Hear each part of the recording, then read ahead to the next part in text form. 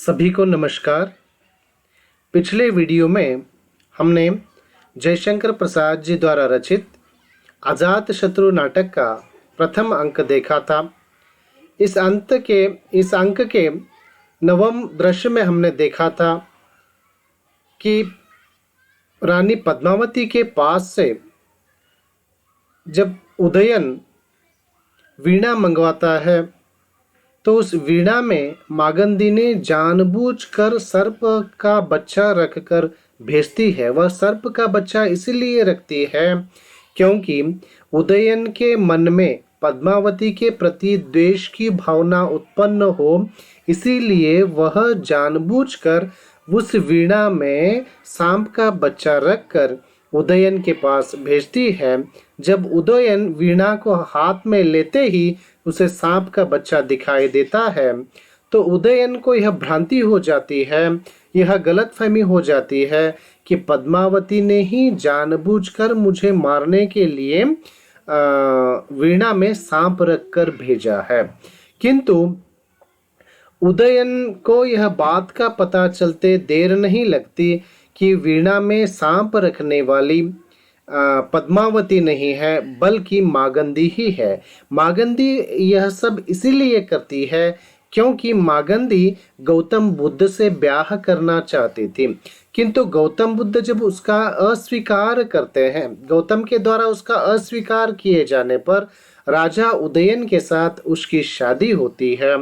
तो उसी के चलते पद्मावती का ब्याह भी उदयन के साथ ही होता है। तो पद्मावती के प्रति उदयन के मन में द्वेष की भावना उत्पन्न हो, इसीलिए यह मागंदी जानबूझकर ऐसा व्यवहार वह करती है।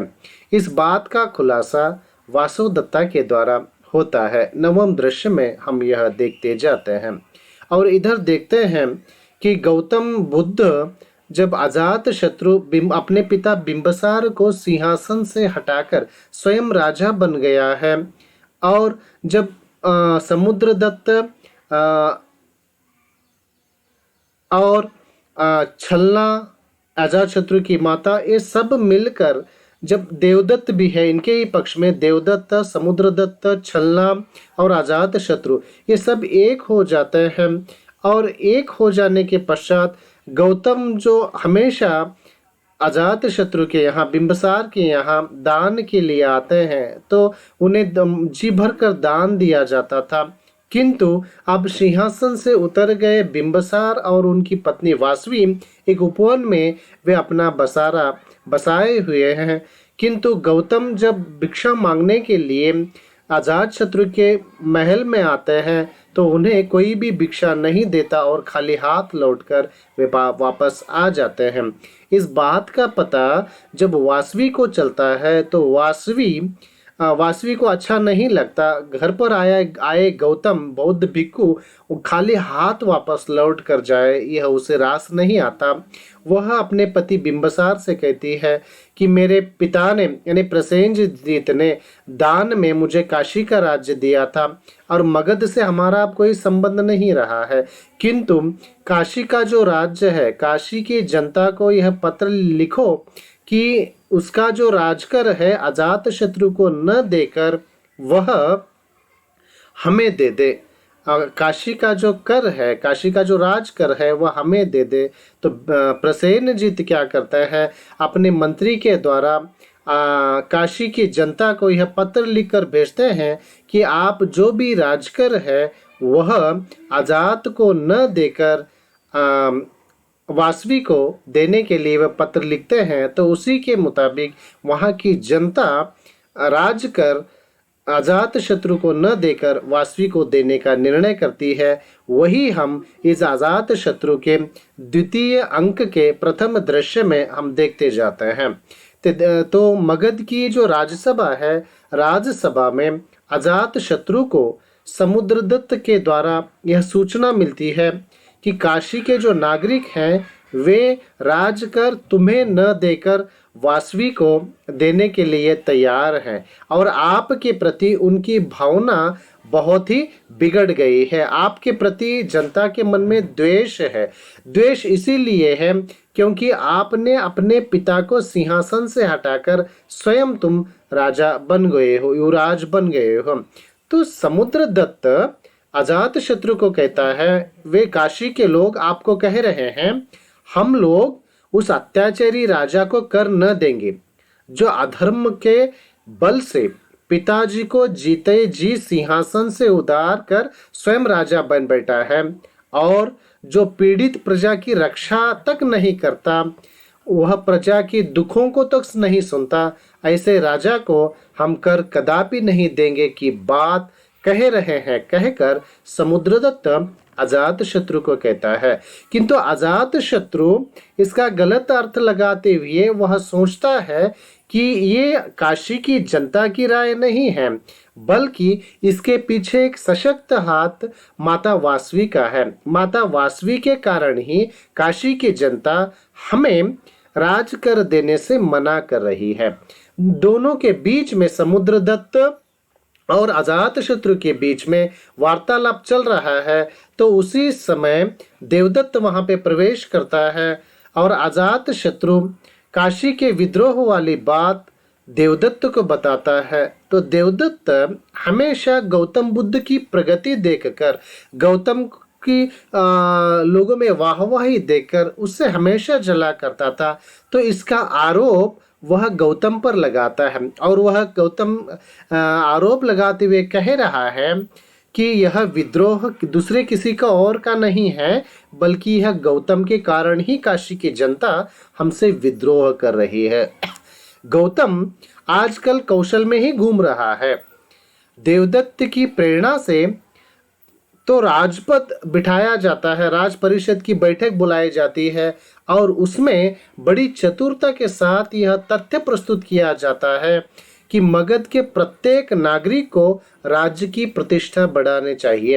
राज्य के प्रति उनका स्वाभिमान होना बहुत जरूरी है। अगर राज्य के प्रति उनका स्वाभिमान बना रहे नहीं रहेगा तो सहज ही मगध राज्य किसी और का गुलाम बनते देर नहीं लगेगा।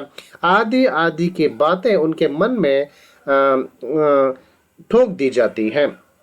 वह जनता के समक्ष निम्नलिखित तर्क देकर काशी पर आक्रमण करने की स्वीकृति भी वे प्राप्त कर लेते हैं। तो काशी की जनता को उकसाकर, मगध की जनता को उकसाकर काशी पर आक्रमण करने के लिए भी अपने सैनिकों को, वहां की प्रजा को तैयार करने में देवदत्त, समुद्रदत्त वह असफल हो जाते हैं और वे उनसे कह रहे हैं, क्या ऐसे सुरम्य और धनी प्रदेश को मगध छोड़ देने के लिए प्रस्तुत है? क्या तुम चाहते हो कि मगध के हाथ से काशी छूटकर चला जाए? क्या इसी तरह फिर और भी प्रदेश का स्वतंत्र होने के लिए नहीं छटपटाएंगे? अगर काशी राज्य स्वतंत्र हो गया तो ऐसे ही छोटे मोटे जितने भी राज्य हैं वे भी राज्य स्वतंत्र होने के लालायित हो जाएंगे। वे राज्य भी स्वतंत्र होने की मांग करेंगे। अगर इसी प्रकार हर एक राज्य, छोटा छोटा राज्य स्वतंत्र होने लगेगा तो मगध का अपना अस्तित्व क्या रहेगा? इसमें क्या राष्ट्र कल्याण होगा? तो देवदत्त की इस व्यवस्था को भी स्वीकृति प्रदान की जाती है कि देवदत्त एक योजना बनाता है। इस योजना के अनुसार अजात शत्रु सेनापति के रूप में काशी पर आक्रमण करेगा और समुद्रदत्त प्रणिधि के रूप में काशी की प्रजा को मगध के अनुकूल करेगा, यानी मगध की ओर उनकी रुझान को अपनी ओर खींचेगा। काशी की जनता को मगध की ओर आकर्षित करने का काम समुद्रदत्त करेगा और महारानी छलना जो है, जो अजात शत्रु की माता है, वह मगध में रहकर मगध का राजकाज संभालेगी की बात समुद्रदत्त कहता है और उसकी योजना के अनुसार सब लोग उसको मान भी लेते हैं और उसको अनुमति मिल जाती है। तो इस प्रकार देवदत्त और समुद्रदत्त परिषद से यह भी स्वीकृति ले लेते हैं। ले लेते हैं कि महाराज बिंबिसार पर कड़ी निगरानी रखी जाए। बिंबिसार जो है उन पर नजर रखना बहुत जरूरी है कि बात भी की जाती है। और इसी के साथ यह द्वितीय अंक का जो पहला दृश्य है वह समाप्त हो जाता है।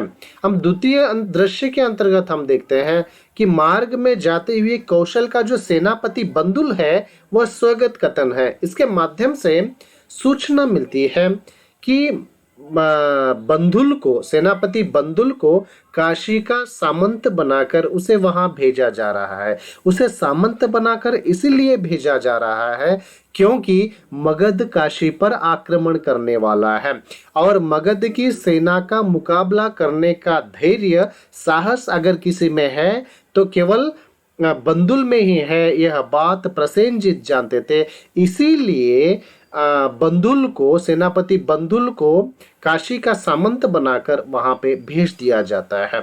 और कौशल का जो राजकुमार विरुद्धक है वह विरुद्धक सेनापति बंदुल से अकेले में मिलता है। विरुद्धक अपना दुख व्यक्त, अपनी मन की पीड़ा को व्यक्त करते हुए बंदुल से कह रहा है कि मैं तिरस्कृत राज संतान हूँ।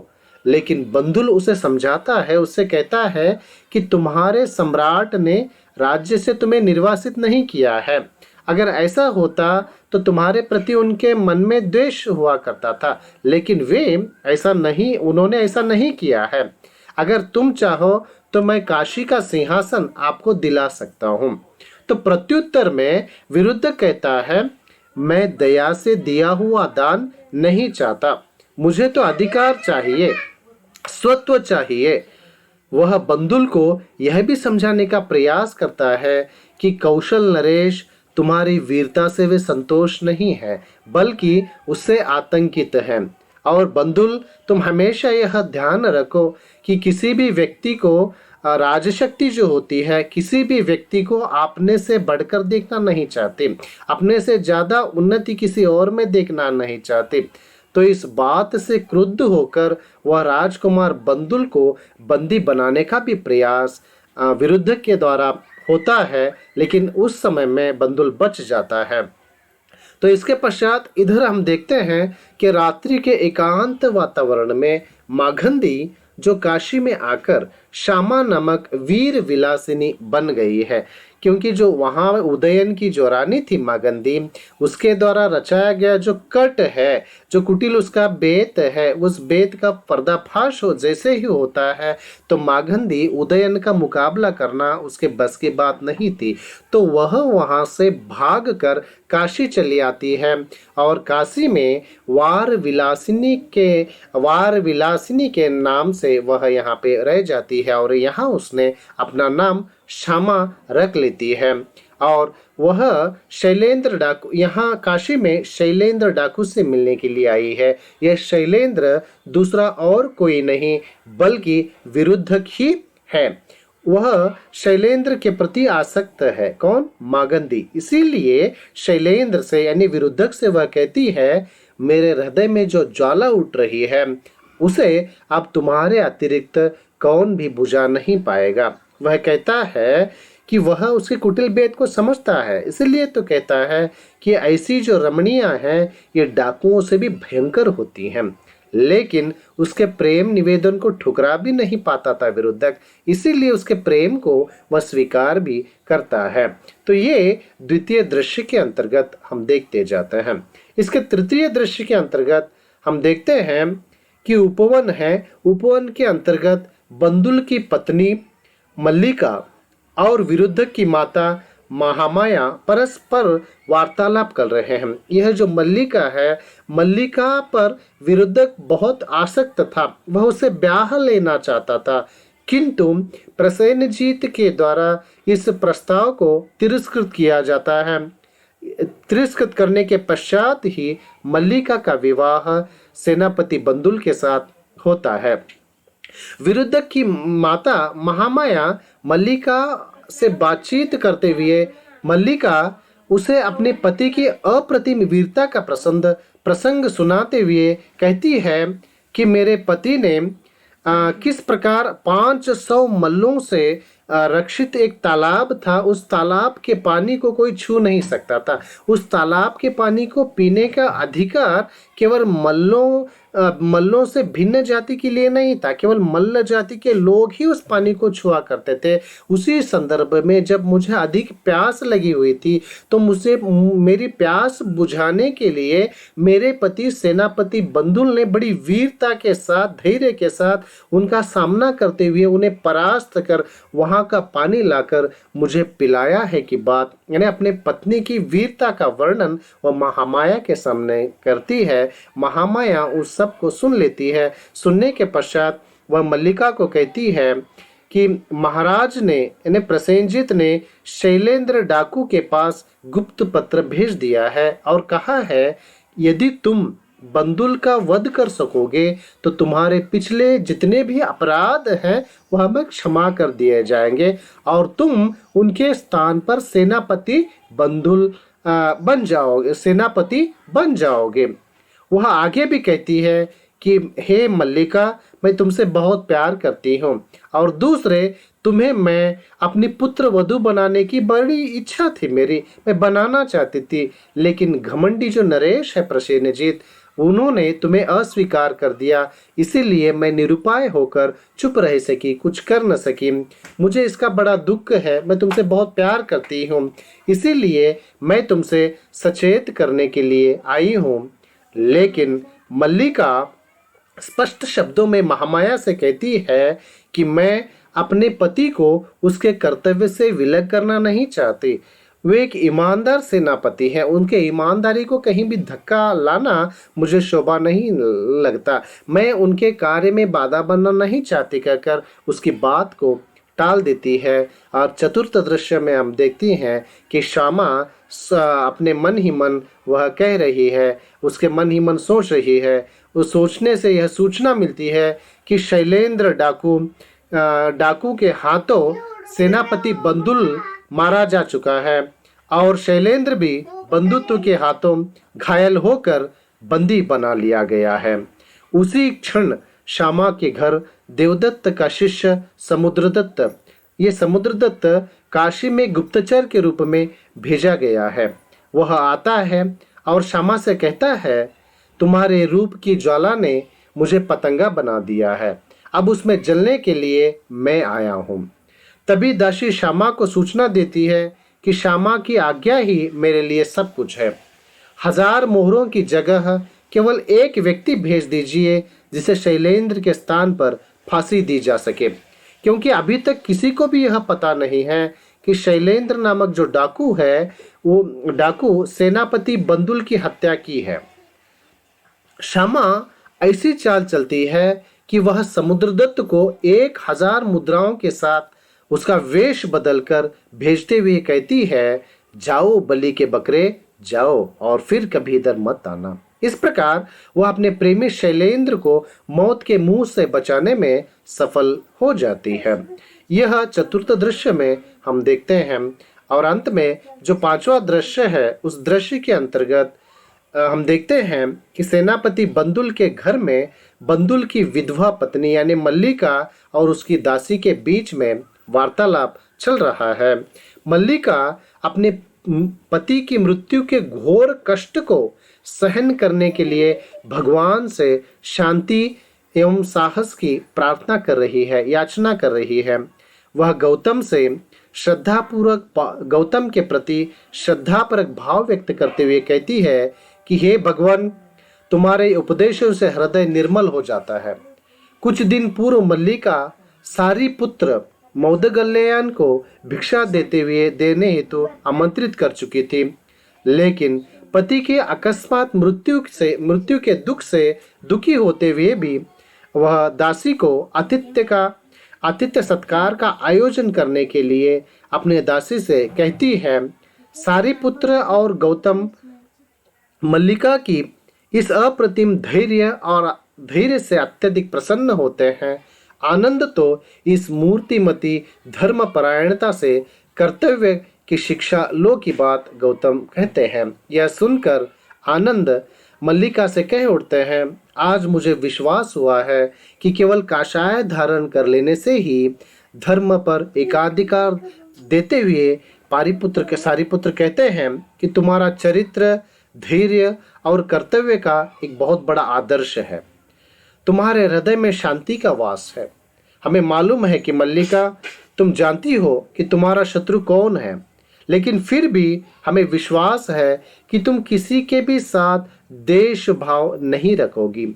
उसी क्षण कौशल नरेश प्रसेनजीत अपने अपराध के लिए मल्लिका से क्षमा की याचना करते हैं, तो वह यानी मल्लिका प्रसेनजीत को भी क्षमादान देते हुए कहती है, आज्ञा दीजिए कि आपके राज्य से निर्विघ्न चले जाऊं, किसी शांतिपूर्ण स्थान में जाकर मैं वहां वास करूं। तो आज के इस वीडियो के अंतर्गत अजात शत्रु नाटक के द्वितीय अंक के 5 दृश्यों के अंतर्गत का जो कथासार है वह आपके सामने प्रस्तुत रहा। आज के लिए इतना ही बस है, और अगला जो वीडियो है वह अजात शत्रु के 6ठे दृश्य से शुरू होगा, जो आपके सामने प्रस्तुत होगा। धन्यवाद।